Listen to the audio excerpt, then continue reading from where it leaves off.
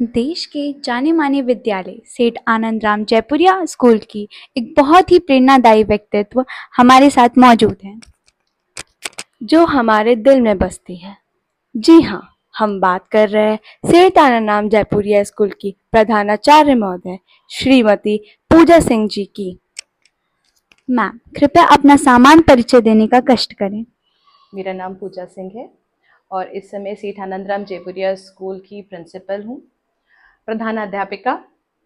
और मैंने अपना जो स्पेशलाइजेशन किया है या जिसको मास्टर्स कह सकते हैं वो साइंस में है। उसके अलावा साइकोलॉजी पढ़ी है और अभी भी एजुकेशन में रिसर्च कर रही हूँ। मैम अपनी शैक्षिक पृष्ठभूमि और विशेषज्ञता के क्षेत्र को रेखांकित करें।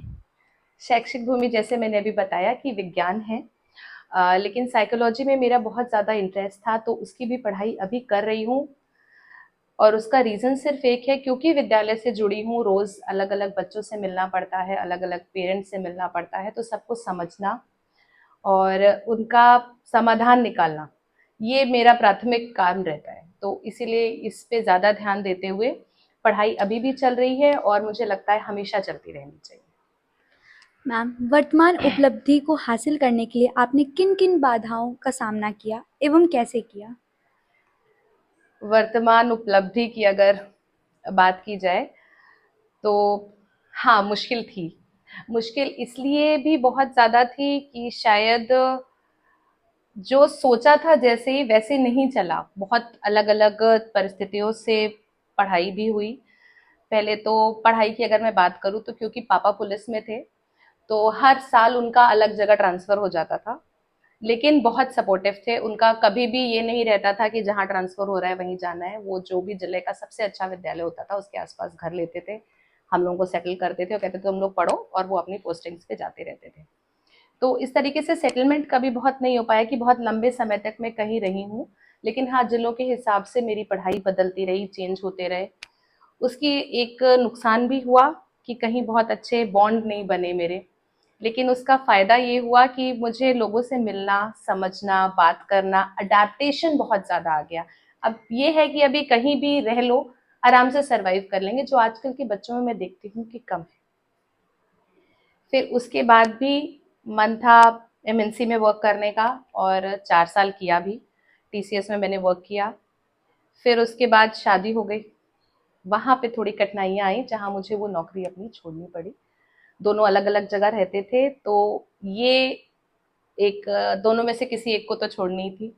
और जैसे कि हमारे समाज में ये चीज़ चल रही होती है और मैंने भी वही किया, नौकरी छोड़ी, टीचिंग स्टार्ट किया। पहले तो सोचा था नौकरी छोड़ के घर रहूँगी, अभी घर देखना है। कुछ दिन देखा लेकिन फिर लगा कि नहीं, बहुत मेहनत से पढ़ाई की है, इसको ऐसे तो नहीं जाने दूँगी।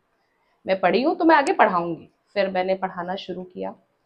धीरे-धीरे इसी में आगे बढ़ती गई और सच बताऊँ तो लगता है शायद मैं इसी के लिए बनी थी, जहाँ पे वापस बाय डिफ़ॉल्ट मैं पहुँच गई। तो समस्या मेरे सामने ज़्यादा नहीं आई क्योंकि परिवार हमेशा से बहुत सपोर्टिव था। और अगर वैसा ही सब बच्चियों का अगर परिवार सपोर्टिव रहे तो कुछ भी कर सकती है। They can achieve anything. Multitaskers होती हैं लड़कियाँ। मैम आपके दृष्टिकोण से बालिकाओं को आज के समाज में कौन-कौन से भेदभावों का सामना करना पड़ता है एवं इनका समाधान क्या है? आजकल तो नहीं, बहुत भेदभाव देखने को मिलता है, बट जहाँ तक मैं देखती हूँ बहुत ज़्यादा परिवार, समाज बहुत कोऑपरेटिव हो गए हैं। और भेदभाव क्या, वो अपना बेटा बेटी उनके लिए बेटा ही वे सब बराबर है। पर हाँ, कुछ जगहों पे, छोटी जगहों पे ये देखने को ज़रूर मिलता है कि बेटे को प्राथमिकता दी जाती है, उसकी शिक्षा को प्राथमिकता दी जाती है, उसके स्वास्थ्य को प्राथमिकता दी जाती है, उसकी इच्छाएं ज़्यादा सुनी जाती है।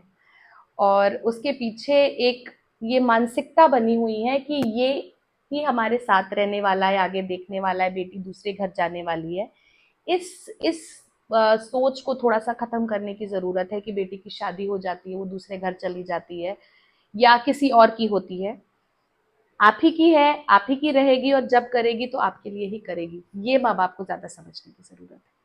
तो शिक्षा पे अगर वो ध्यान देंगे बच्चों के, तो लड़कियाँ, या इसको हमेशा कंपेयर करने का ज़रूरत भी नहीं है कि लड़का अच्छा है कि लड़की अच्छी है, या उसको क्या सुविधा मिल रही है, हमें क्या नहीं मिल रही है। दोनों बहुत अलग-अलग हैं, दोनों के गुण बहुत अलग-अलग हैं। लेकिन काम दोनों इतने सक्षम है कि सारे कर सकते हैं। मैम, करियर के अपने विशेष क्षेत्र की बालिकाओं का कृपया करके मार्गदर्शन करें। तो विज्ञान की अगर मैं बात करूं, वैसे तो टीचिंग से जुड़ी हूँ, तो ये तो सबसे सरल और सबसे लोकप्रिय प्रोफेशन है फीमेल्स का। लड़कियां ज़्यादातर चुनती हैं, और दो उसके मेन कारण होते हैं। एक तो मातृत्व ज़्यादा होता है, तो बच्चों को समझना, उनकी दिक्कतों को समझना उनमें ज़्यादा होता है पुरुषों के कंपैरिजन में। और दूसरा, समय बड़ा अच्छा होता है, सुबह से लेकर दोपहर तक काम करना है, शाम को घर पहुंच जाती है, घर भी देख लेती हैं। और लड़कों से हम ये उम्मीद नहीं कर सकते कि वो जाके घर देख लें, और वो नहीं, एक काम करते हैं, we do all the work.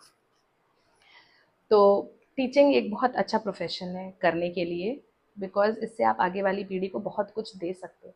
वो बदलाव आप जो समाज में देखना चाहते हो, वो आप बदलाव ला सकते हो। क्योंकि अगर बचपन से कोई चीज़ डाली जाती है ना इंसान के अंदर, वो उसके अंदर इनबिल्ट हो जाती है, वो सबकॉन्शियसली भी वैसा ही सोचता है। आप कितना भी सोचो कि उसको बदलो, और एक दिन में अगर सोचो कि नहीं आज मैंने बोल दिया है तो कल वो बदल जाएगा, तो वो नहीं बदलेगा। तो इसलिए टीचिंग बहुत एक अच्छा करियर है। उसके अलावा अगर करियर्स को मैं 3 अलग-अलग सेक्शंस में बाँट दूँ, कि एक हो गया लॉन्ग टर्म वाले करियर्स, जिसमें समय ज़्यादा लगना है, पैसा भी थोड़ा ज़्यादा लगता है, मेहनत भी ज़्यादा लगती है। तो सबसे अच्छा करियर मेडिकल है, इंजीनियरिंग है, उसके अलावा रिसर्च है, साइंटिस्ट्स हैं, एस्ट्रोनॉट्स हैं, बट थोड़े से लॉन्ग टर्म गोल्स हैं अगर रीच करने के लिए। दूसरा, शॉर्ट टर्म्स वाले अगर हम गोल्स की बात करें, तो फार्मासिस्ट्स हैं, टेक्नीशियंस हैं, ऑपरेटर्स हैं, या फिर आईटीआई के